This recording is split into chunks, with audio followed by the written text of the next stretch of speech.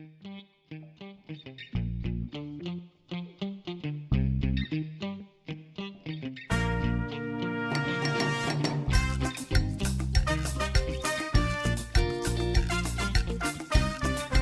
Mas yang berbahagia, kembali dengan saya Deddy Kurniawan dalam YouTube channel saya Call Decon Request, di mana saya Deku seperti biasa akan mencoba untuk menjelaskan berbagai aplikasi menarik yang dapat digunakan dalam proses pembelajaran. Masih dengan tajuk besar Moodle Series, saya akan melanjutkan tutorial saya tentang penggunaan fitur-fitur pada Moodle untuk mengelola pembelajaran secara daring. Nah, kita masuk lagi ke dalam tutorial tentang penggunaan Moodle Blocks, dan pada beberapa episode sebelum ini saya sudah menjelaskan beberapa jenis blok, dan diantaranya kita anggap sebagai blok-blok yang esensial, yang sangat penting karena dia memang bisa memperkaya pengelolaan dalam pembelajaran daring. Tidak semata-mata hanya informasi seperti yang kita biasa lakukan pada pada blok Moodle yang biasa, ya. Nah, salah satunya yang kita bahas dalam video kali ini adalah sebuah blok bernama Activity Results. Apa itu Activity Results? Mari kita saksikan dalam tutorial berikut ini. Selamat menyaksikan. Oke, sekarang kita mulai dengan login terlebih dahulu.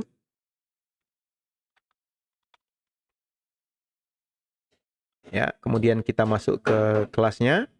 Nah, mungkin Anda sudah menonton video-video saya sebelumnya, di mana saya menjelaskan tentang pembuatan beberapa kegiatan pembelajaran. Nah, salah satunya adalah kuis, ya. Nah, kuis ini kan seperti bentuk assignment yang lain, dia akan berujung kepada nilai, ya, atau hasil. Nah, ada beberapa yang sifatnya manual seperti misalnya assignment, tetapi ada juga yang bersifat otomatis seperti kuis, ya. Jadi nilainya bisa langsung diperoleh. Nah, permasalahannya kemudian adalah nilai ini biasanya hanya bisa diakses atau dilihat oleh siswa masing-masing, ya, nilai masing-masing dari siswa pribadi dan oleh guru. Mungkin akan lebih baik, ya, jika kita juga bisa memanfaatkan hasil nilai ini untuk memotivasi teman yang lain, misalnya dengan cara memampangkan hasil dari sebuah tugas, ya. Hasilnya kita pampangkan dalam bentuk seperti peringkat begitu, ya. Jadi siapa yang nilainya paling tinggi dan seterusnya. Nah, ini dalam pembelajaran daring atau dalam teknologi biasa kita kenal dengan konsep sebagai gamification atau gamifikasi, di mana kita dapat mentransformasi kegiatan pembelajaran menjadi kegiatan kompetisi, ya. Jadi ada rewardnya, ada punishmentnya, ada aturannya, kemudian ada quest yang harus dicapai dan segala macam. Nah, dengan menggamifikasi ini kita berharap kita dapat meningkatkan motivasi siswa dalam belajar. Nah, salah satu yang bisa kita lakukan adalah dengan menggunakan blok tadi, yaitu namanya Activity Results. Bagaimana? Mari kita cobakan. Sangat sederhana.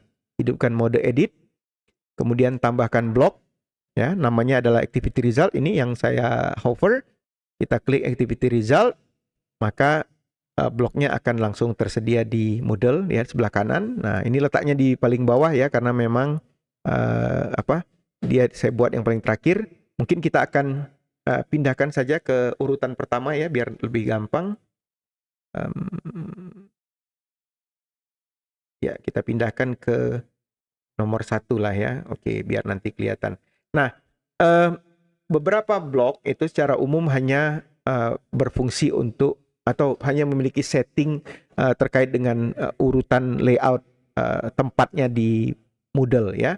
Tetapi beberapa yang lain, misalnya seperti Activity Result ini, dia memang bloknya itu memiliki setting tambahan. Salah satunya adalah setting tentang nilai mana yang mau ditampilkan. Jadi sebenarnya secara reguler seorang pengajar itu dapat membuat satu blok saja, satu blok Activity Result, tapi kemudian setiap minggu dia akan secara rutin merubah arah resultnya itu, yaitu misalnya dalam kasus saya akan memindahkan ini, ya. Jadi pertanyaan, which activity should this block display result from? Kita pindahkan ke quiz X karena ini quiz yang sudah dikerjakan, dan Anda lihat juga dalam video saya sebelumnya. Jadi nanti blok ini akan menampilkan nilai peringkat nilai untuk quiz X, ya. Nah, di sini kemudian kita bisa mengisi dengan berapa jumlah student yang ingin ditampilkan. Dalam contoh saya akan menampilkan 3 besar ya, jadi nilai 3 tertinggi. Nah, karena muridnya cuma 4 gitu ya, jadi kita sembunyikan yang satunya, hanya 3 besar saja. Nah, dalam kasus Anda bisa menambah menjadi 5, 10, itu tergantung kebutuhan. Kemudian di sini ada juga aturan mengenai nilai terendah ya, artinya mungkin ya ingin menunjukkan ini yang paling rendah ini nih, seperti ini. Walaupun mungkin secara pedagogisnya saya pikir kurang tepat ya, jadi karena ini akan menjadi discouraging, jadi menurunkan semangat anak. Jadi biasanya tidak pernah saya pakai. Kemudian ada pemilihan untuk apakah ditampilkan grup atau tampilkan sebagai studentnya saja. Kemudian bisa juga ditunjukkan nama lengkap si anak atau mungkin dianonimkan, ini kita yang milih. Kemudian persentase tampilannya apa, persentase atau nilai total atau apa, ini kita juga pilih ya. Nah, yang lain bisa diabaikan, kita klik save changes.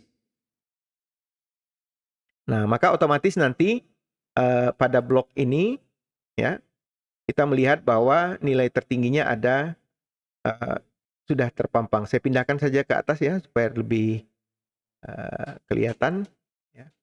Nah, ini activity resultnya, bloknya. Atau mungkin saya perbesar sedikit tampilannya. Ya. Nah, ini adalah activity result pada quiz X tadi, di mana nilai tertinggi didapatkan oleh first student 100%, ada yang dapat 90, ada yang dapat 75 ya. Karena kita batasi ke nomor 3 tadi, maka orang keempat dan seterusnya tidak akan ditampilkan ya, sehingga ini menjadi semacam motivasi sehingga orang bilang, oh ya kalau gitu saya mau jadi yang pertama besok minggu depan. Nah, maka minggu depan kita bisa arahkan blok ini ke jenis assignment yang lain.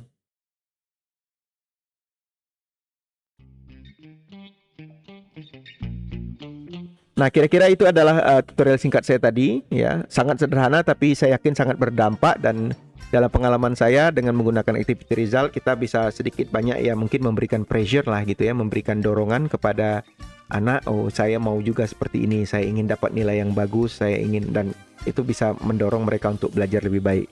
Nah, saya harap ini bisa kita praktekkan dan contohkan di kelas kita masing-masing ya, dan suatu saat nanti Anda boleh bercerita kepada saya apa manfaat atau apa nilai yang didapat dari kegiatan seperti ini. Saya pikir itu saja, dan jangan lupa untuk like, share, dan subscribe sehingga Anda mendapatkan notifikasi setiap saya membuat konten-konten baru, dan insya Allah saya akan terus konsisten membuat konten-konten baru setiap harinya. Seperti Anda lihat sudah beberapa waktu ini saya menggunakan metode menggunakan Premiere Publication, jadi setiap hari itu akan ada video-video baru saya, dan hari Minggunya mungkin kosong, jadi Senin sampai Sabtu setiap jam 10 Anda boleh menonton, akan selalu ada, insya Allah akan selalu ada video-video baru yang saya tampilkan. Demikian dari saya, terima kasih sudah menonton sampai ke ujung, sampai berjumpa lagi dalam video-video yang lain. Saya Deddy Kurniawan, Assalamualaikum warahmatullahi wabarakatuh.